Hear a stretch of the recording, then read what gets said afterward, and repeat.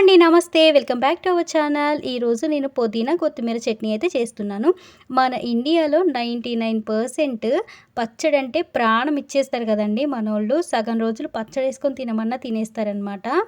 So, వేడి వేడి అన్నంలో ఇలా పచ్చడి వేసుకొని తింటే ఆహా! అమృతంలా ఉంటుందనమాట.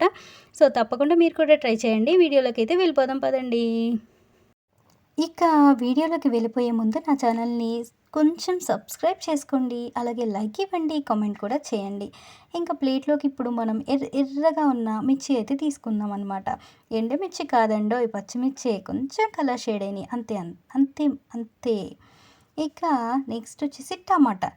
ఈ టమాటా లేకపోతే ఈ నా లైఫ్కి ఏదో లేనట్టే ఉంటుంది. ఎందుకంటే ప్రతి కర్రీలో నాకు టమాటా కావాలి, ప్రతి పచ్చడిలో నాకు టమాటా కావాలి. అందుకని అలా అన్నాననమాట. ఇక టమాటాని పచ్చిగా కూడా తింటారు. అంత పెద్ద లవర్స్ కూడా ఉన్నారనమాట టమాటాకి.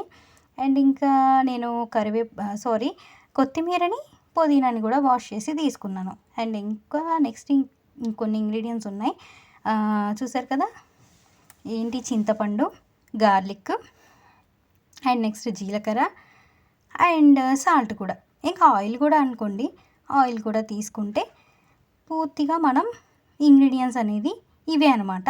సో వీటితో ఇప్పుడు పచ్చడి అయితే ప్రిపేర్ చేస్తున్నాను. ప్రాసెస్లోకి వెళ్ళిపోదాం పదండి.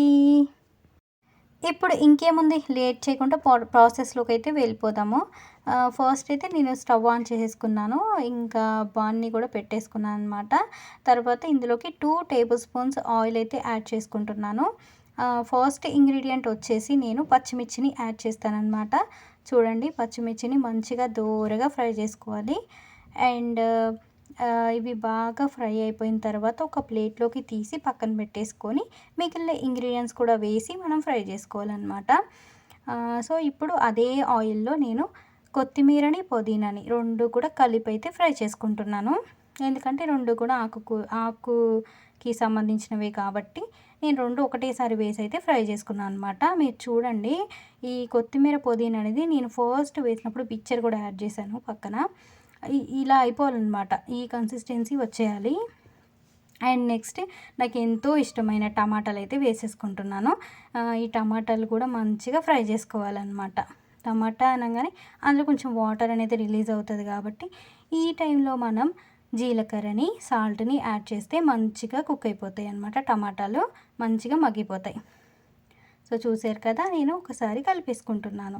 ఇక ప్లేట్లోకి నేను తీసుకున్నవన్నీ చూపిస్తాను. స్టార్టింగ్ ప్లేట్లో తీసుకున్నవన్నీ కూడా నేను ఇందులో ఏవైతే ఫ్రై చేసుకోవాలో అవన్నీ ఫ్రై చేసుకున్నాను. అండ్ మిక్సీ జార్లోకి తీసుకొని కొంచెం చింతపండుని, అలాగే వెల్లుల్లి రెబ్బల్ని కూడా యాడ్ చేసి ఇలా పచ్చడి అయితే చేసేసుకున్నాను అనమాట. ఇంకేముంది, ఇప్పుడు తాలింపు వేసేసుకోవడమే. తాలింపులో నేను ఏమేమి వేసానో చూపిస్తున్నాను. తాలింపు దినుసులు, ఎండుమిర్చి, అండ్ అలాగే కరివేపాకు. సో ఇవన్నీ వేసుకొని మంచిగా తాలింపు అయితే పెట్టేసుకున్నాను గాయస్. ఎలా ఉంది? మీ నోట్లో నీళ్ళు ఊరుతున్నాయని నాకు తెలుసు. సో మీరు కూడా వేడివేడిగా అన్నం అయితే వండేసుకొని ఈ పచ్చడి వేసుకొని తినేయండి. నచ్చితే తప్పకుండా లైక్ చేయండి, షేర్ చేయండి, సబ్స్క్రైబ్ చేసుకోండి. Bye friends.